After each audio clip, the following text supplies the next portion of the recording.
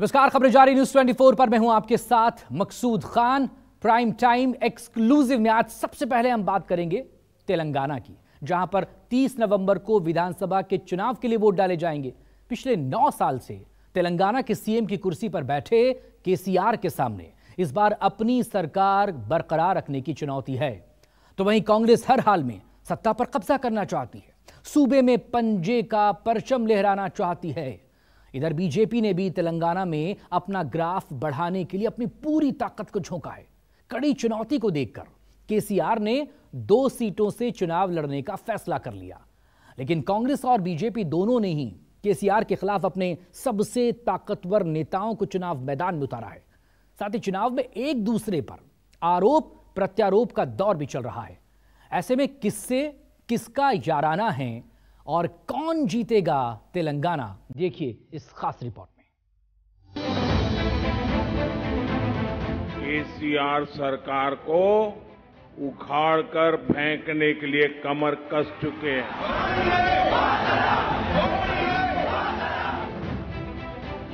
BJP क्या कर रही है? पीछे से केसीआर की मदद कर रही है। तेलंगाना में किसका राज, सत्ता समीकरण किसके साथ?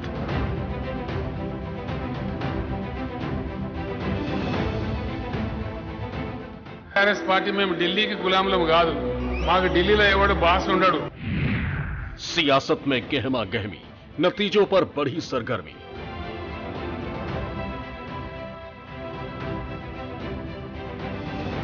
टीआरएस का मतलब होता है भ्रष्टाचारी राक्षसुला समिति। बीआरएस कांग्रेस बीजेपी, किसकी जीत होगी पक्की? किसका किससे दोस्ताना, कौन जीतेगा तेलंगाना? मध्य प्रदेश, छत्तीसगढ़, राजस्थान और मिजोरम के बाद नेताओं का कारवां आजकल तेलंगाना की धरती पर है। रोज रोड शो और रैलियों के जरिए तेलंगाना की जनता को अपने पाले में लाने की जुगत में है। 10 साल से सत्ता के सिंहासन पर विराजमान केसीआर सरकार बनाने की जुगत में लगी, तो वहीं दूसरी तरफ कांग्रेस और बीजेपी ने अपनी पूरी ताकत झोंक दी है। तेलंगाना की जनता 30 नवंबर को अपनी इच्छा का इजहार करेगी और 3 दिसंबर से पहले यह पता नहीं चल पाएगा कि जनता किस पार्टी पर प्यार लुटाती है, किसकी सरकार चाहती है, किसे दरकिनार करना चाहती है, किसे कुर्सी पर बिठाना चाहती है, किसकी कुर्सी खिसकाना चाहती है। क्या बीजेपी, क्या कांग्रेस और क्या बीआरएस, सभी पार्टियां अपनी अपनी जीत का दावा कर रही हैं। एक दूसरे पर वार पलटवार का दौर जारी है।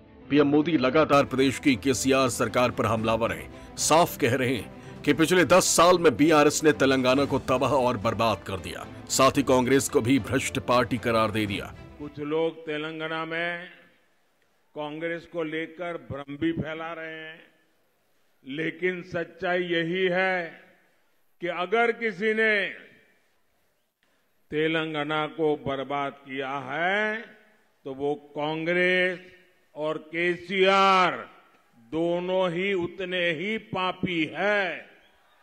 इसलिए तेलंगाना के लोग एक बीमारी को हटाकर दूसरी बीमारी को प्रवेश नहीं दे सकते। ये बात मैंने आज तेलंगाना में हर जगह पे देखी है। सिर्फ इतना ही नहीं, पीएम मोदी ने साफ कहा कि अगर तेलंगाना में बीजेपी की सरकार बनती है तो फिर सीएम का चेहरा ओबीसी से ही होगा। तेलंगाना का अगला सीएम बीजेपी का ही होगा, ये आपने पक्का कर लिया है। और बीजेपी ने आपसे क्या वादा किया है? ये बीजेपी का वायदा है कि तेलंगाना में बीजेपी का जो पहला सीएम होगा वो बीसी समाज से होगा। वहीं राहुल गांधी बीआरएस को आड़े हाथों तो ले रहे हैं, लेकिन साथ ही बीजेपी और बीआरएस और एआईएमआईएम को एक ही थाली का चट्टा बट्टा करार दे रहे हैं। साफ कह रहे हैं कि बीजेपी और बीआरएस एक दूसरे की मदद कर रहे हैं, साथ ही एआईएमआईएम भी बीजेपी की बी पार्टी।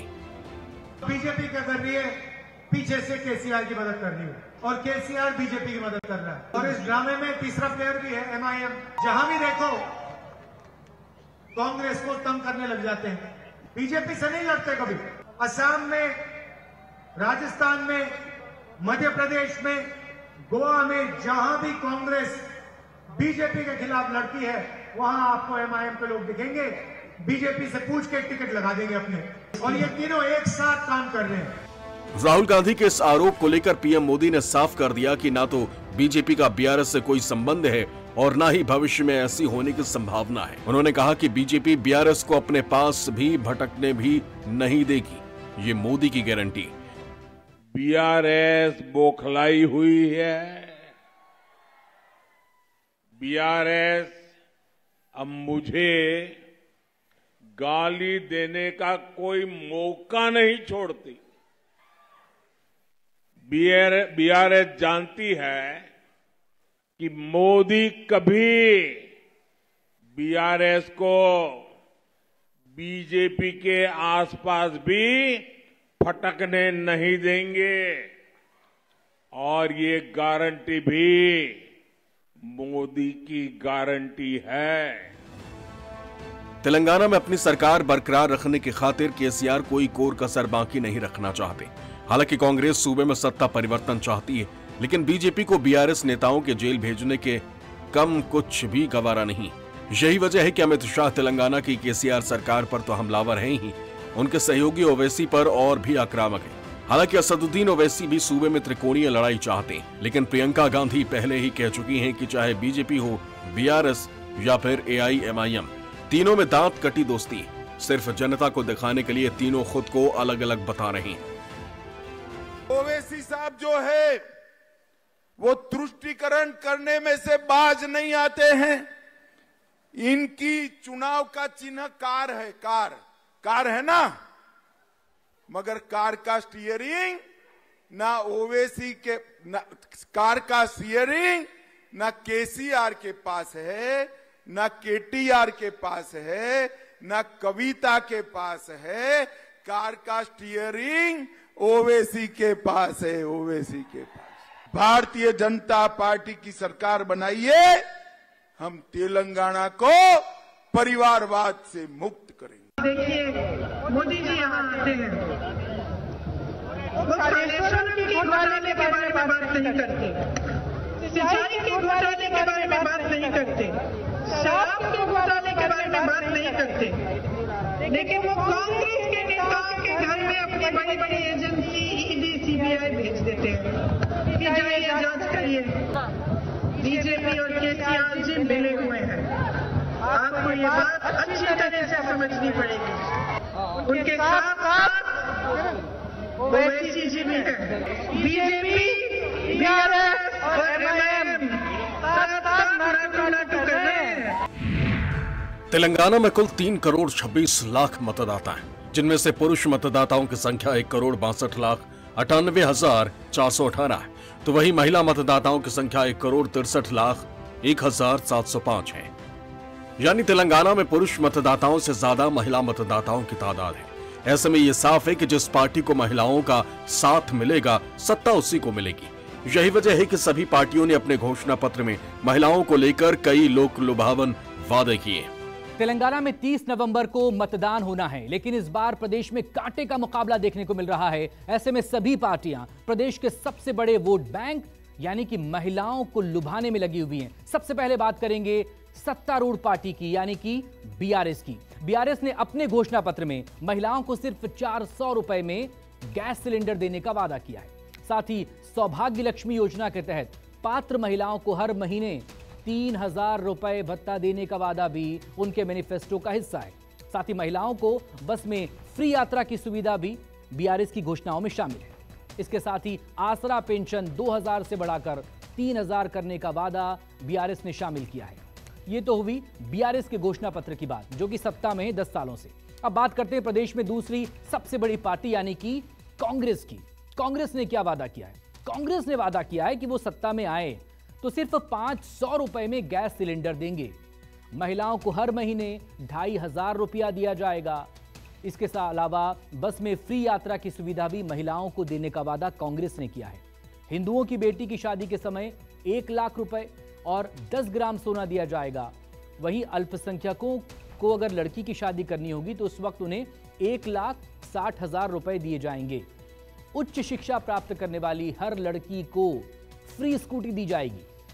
अब बीजेपी ने भी इस बार तेलंगाना में अपनी पूरी ताकत झोंकी हुई है। तीनों के बीच फाइट बताई जा रही है। बीजेपी ने अपने घोषणा पत्र में महिलाओं को लेकर क्या वादे किए हैं, अब जरा ये भी जान लीजिए। उज्ज्वला लाभार्थियों को सालाना 4 गैस सिलेंडर मुफ्त दिए जाएंगे। महिलाओं के लिए 10 लाख नौकरियां दी जाएंगी। बेटी के जन्म पर 2 लाख रुपए देने का वादा भी बीजेपी ने अपने घोषणा पत्र में शामिल किया है। कॉलेज की जो छात्राएं हैं उन्हें फ्री लैपटॉप दिया जाएगा। यानी कि सभी पार्टियों ने आधी आबादी को साधने के लिए हर वो वादा किया है जिनसे वो सत्ता के सिंहासन पर विराजमान हो सके। पिछले 10 सालों से तेलंगाना में केसीआर की पार्टी का राज है, लेकिन इस बार समीकरण बदल सकते हैं। तेलंगाना में 2014 विधानसभा नतीजों की बात करें तो बीआरएस को 63 सीटों पर जीत मिली थी, कांग्रेस को 21 सीटों पर जीत हासिल हुई थी। वहीं टीडीपी को 15, एआईएमआईएम को 7, बीजेपी को 5 और अन्य के खाते में 8 सीटें गई थी। वहीं 2018 में इन आंकड़ों में बदलाव देखा गया। 2018 में बीआरएस के बहाव में सभी पार्टी बह गए। बीआरएस ने 88 सीटों पर जीत हासिल की तो वहीं कांग्रेस 19 सीटों पर खिसक गई। एआईएमआईएम को 7, बीजेपी को 1 और अन्य के खाते में 4 सीटें गई। तेलंगाना में कांग्रेस और बीजेपी ने जिस तरह का आक्रामक प्रचार अभियान छेड़ा है उससे केसीआर की मुश्किल बढ़ गई।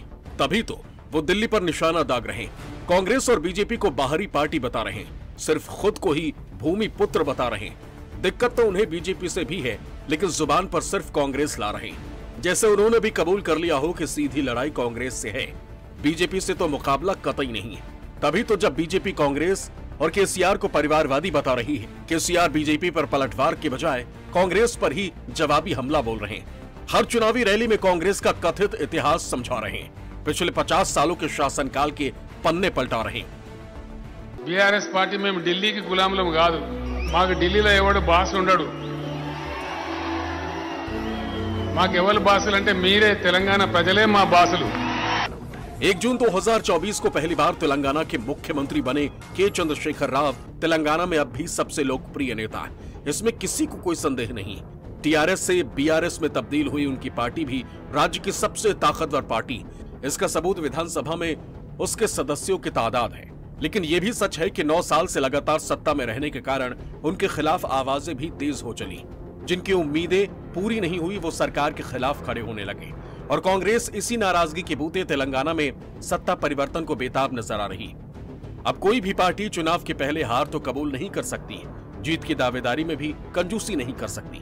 लेकिन केसीआर की रणनीति से पता चलता है कि इस बार उनकी घेराबंदी बेहद सख्त है। बीजेपी और कांग्रेस ने इस कदर चक्रव्यूह बनाया है जिसे भेदना उनके लिए बड़ी चुनौती बन चुकी है। हालांकि केसीआर पूरे तेलंगाना में पार्टी की जीत के लिए पसीना बहा रहे हैं। बेटे केटीआर और बेटी के कविता भी पार्टी को फिर से सत्ता में लाने के लिए कोई कोर कसर बाकी नहीं रख रही। लेकिन केसीआर की डगर कितनी मुश्किल है इसे समझने के लिए इतना ही काफी है कि अब की बार केसीआर 2 सीटों से ताल ठोक रहे हैं। सीएम केसीआर 2 विधानसभा सीट गजवेल और कामरेड्डी से उम्मीदवार हैं। गजवेल और केसीआर के पुराने साथी और उनके पूर्व मंत्री इटाला राजेंद्र बीजेपी के टिकट पर उनको चुनौती दे रहे हैं, तो वहीं दूसरी ओर कामारेड्डी में तेलंगाना कांग्रेस के मुखिया रेवंत रेड्डी उनके सामने ताल ठोक रहे हैं। बीआरएस का मतलब क्या होता है? बीआरएस का मतलब होता है भ्रष्टाचारी राक्षसुल समिति, और कांग्रेस का मतलब क्या होता है? Congress for commission, Congress for corruption, Congress for criminalisation. ये दोनों ही लोग आपस में मिले हुए हैं और एक ही काम है, आपको धोखा देना, गफलत में डालना और अपना जेब भरना, जेब। वहीं बीजेपी लगातार बीआरएस और कांग्रेस को घेरने में लगी है और दोनों को भ्रष्ट और करप्ट पार्टी करार देने में जुटी। तेलंगाना विधानसभा के सभी 119 सीटों पर 30 नवंबर को एक ही चरण में वोट डाले जाएंगे और नतीजों की घोषणा बाकी 4 और राज्यों के साथ ही 3 दिसंबर को होगी। ऐसे में देखना दिलचस्प होगा कि इस बार प्रदेश की जनता सत्ता रिपीट करती है या फिर किसी और का राज्याभिषेक होता है। Bureau report, news 24।